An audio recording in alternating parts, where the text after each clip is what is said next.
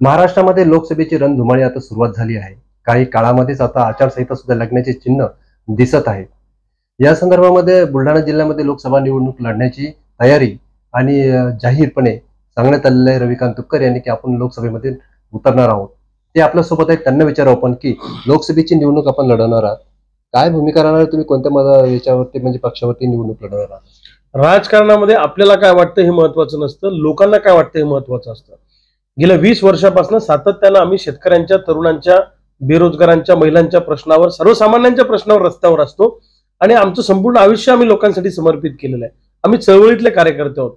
शेतकऱ्यांचा आणि तरुणांचा आग्रह आहे की ही लोकसभेची निवडणूक मी लढली पाहिजे आणि त्यांच्या आग्रहामुळेच या निवडणुकीमध्ये एक वोट एक नोट हा फॉर्म्युला वापरून शेतकऱ्यांच्या लोकवर्गणीतून ही लोकसभेची निवडणूक अत्यंत ताकदीनं आम्ही लढणार आहोत आणि आम्ही जिंकणार आहोत. सोयाबीन कापसाचा प्रश्न घेऊन जो आम्ही सातत्यानं लढतोय याचं धोरण दिल्लीमध्ये ठरतं. सोयाबीन कापूस उत्पादकांना मारण्याचं धोरण दिल्लीमध्ये ठरतं.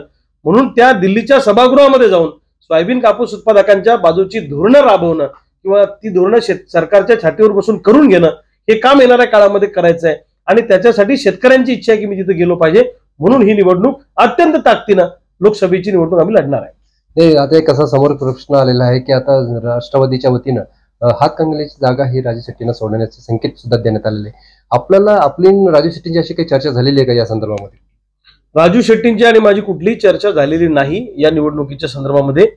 दरवेळी ते स्वतंत्र लढण्याची घोषणा करतात, असं आता अनेक वर्षापासून आम्हालाही तयारी करायला लावतात, पण ऐनवेळी कोणत्या तरी पक्षाशी युती करतात, 1-2 जागा घेऊन मग ते लढतात.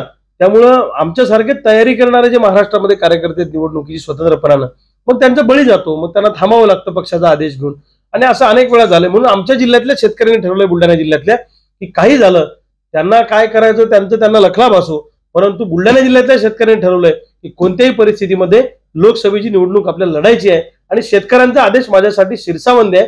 माझं न्यायालय शेतकरी आहे, त्यामुळे शेतकरी म्हणतील ते मी करणार.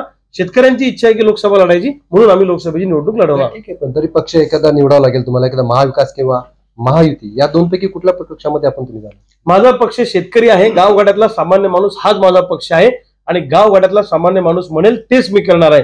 तोच माझा पक्ष, तीच निवडणूक, तेच चिन्ह. शेतकरी, सर्वसामान्य माणूस, राजवाडा विरुद्ध गावगाडा अशी निवडणूक होणार आहे. प्रस्तावित विरुद्ध विस्थापित अशी निवडणूक त्या ठिकाणी होणार आहे. यांच्या राजकीय वतनदाऱ्या उद्ध्वस्त करणं, यांचे राजकीय राजवाडे उद्ध्वस्त करणं हे सर्वसामान्य माणसाने ठरवलेलं आहे. त्यामुळं राजवाडा विरुद्ध गावगाडा अशी निवडणूक होणार आहे आणि लोकांच्या वर्गणीतून ही निवडणूक आम्ही लढणार आहोत. तुम्हाला जर महायुती किंवा महाविकास आघाडीतर्फे जर तुम्हाला जर हे आला, म्हणजे तुम्हाला म्हणण्यात आलं, सांगण्यात आलं की तुम्ही आमच्याकडनं निवडून, तुम्ही काय करणार, निर्णय काय करणार? राजकारणामध्ये जर तरला काही फारसं महत्व नसतं. असं झालं तर कसं होईल आणि तसं झालं तर कसं होईल, आणि मला असं वाटतं भविष्यात काय होणार आहे हे सांगण्याइतपत मी काही ज्योतिषी नाहीये कुठला. त्यामुळं आज तरी आम्ही सगळ्या शेतकऱ्यांनी स्वतंत्रपणाने निवडणुकीच्या तयारीला आम्ही लागलेलो आहोत आणि गावागावामध्ये प्रचंड उत्स्फूर्त प्रतिसाद आमच्या सभांनाही मिळतोय. काल मिसाळवाडीला सभा झाली तर चिखली तालुक्यामध्ये लोकांनी 1 लाख रुपये निधी मला त्या ठिकाणी निवडणुकीसाठी दिला. त्यामुळे जोरदार प्रतिसाद गावागावातनं मिळतोय आणि मला विश्वास आहे की शेतकऱ्यांचा विजय या निवडणुकीमध्ये होईल. पक्ष कुठलाही असो किंवा नसो, स्वतंत्रपणे मी निवडणूक लढवणार, शेतकऱ्यांसाठी ही माझी भूमिका कायम राहणार, असे वक्तव्य शेतकरी नेते रविकांत तुपकर यांनी बोलून दाखवलेले आणि ही निवडणूक लोकसभेची निवडणूक लढून जिंकणारच असा विश्वास सुद्धा त्यांनी दर्शवला आहे. कॅमेरामन सुनील मोरेसा, मी संजय जाधव, साम टीव्ही, बुलढाणा.